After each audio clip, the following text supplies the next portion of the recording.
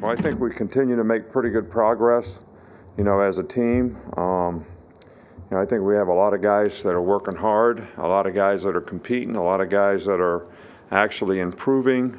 And I think one of the points that I continue to make with the players is their ability to stay focused on what they need to do to improve, to sort of self-assess where they are and go work to improve on the things they need to improve on.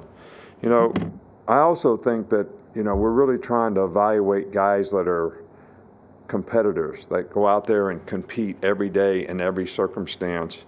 We do some competition drills sometime in practice, and it's amazing how guys sort of rise up, whatever, and, really compete in those drills, but yet in the practice reps, they don't have the same energy, they don't have the same intensity, they don't have the same focus.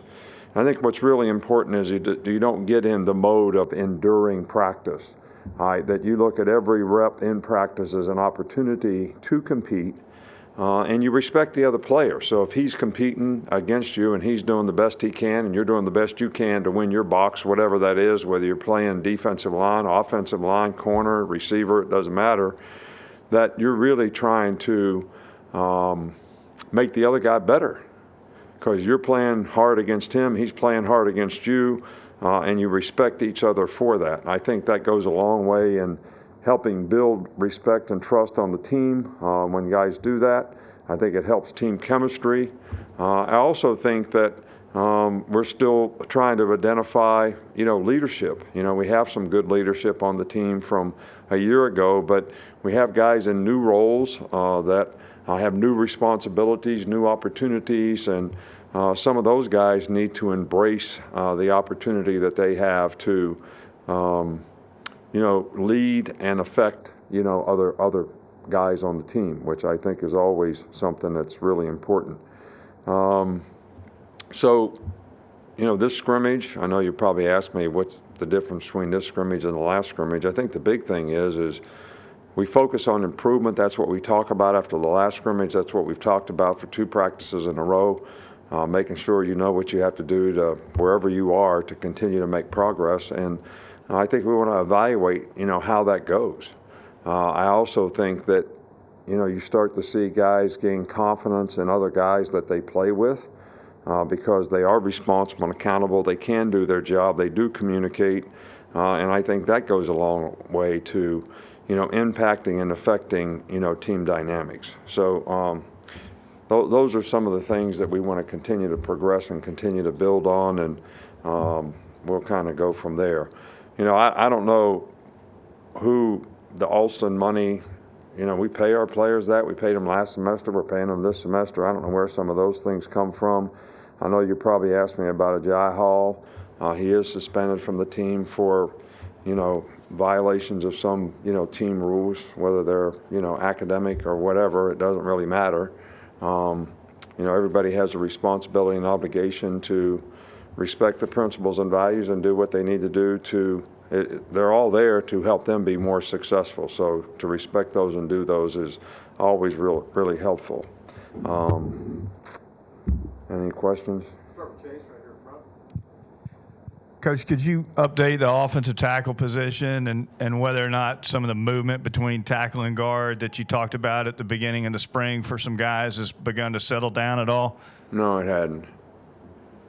We don't have enough offensive linemen that everybody doesn't have to, sort of rotate around and do a lot of different things. So we'll continue to evaluate it. Guys are making progress, and but it hasn't settled down because we have a lot of guys that we only got 10 or 11 guys that are able to practice in the offensive line.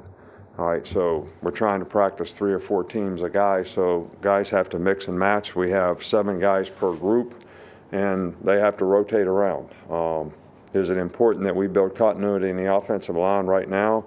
I think the diversity that we gain from the experience that guys get at various positions is probably more important right now than worrying about what you're worried about. But, we do have some guys that are making progress at tackle, and, hopefully they'll continue to improve throughout the spring.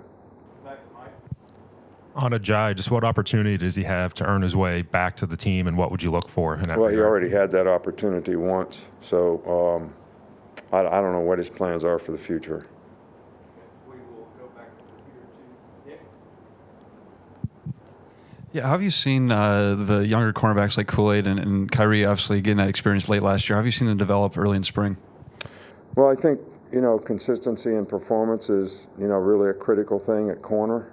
I think both guys have definitely, made some good plays. I think we need to do it on a more consistent basis, and I think they have to look at every opportunity they get in practice as an opportunity to compete and try to get better. And one of the things that's really important when you play corner, they all get beat. So how you play the next play is really, really important.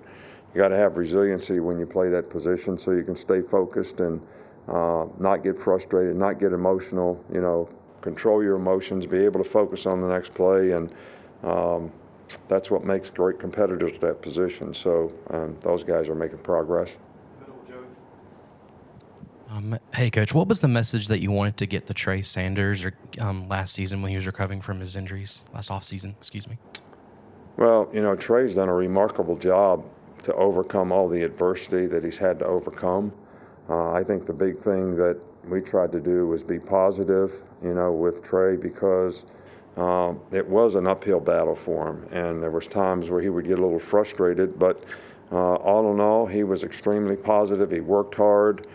He went through, tons of difficult days because he had to fight through a lot of not only injuries, but the pain that went with those injuries and rehab and coming back.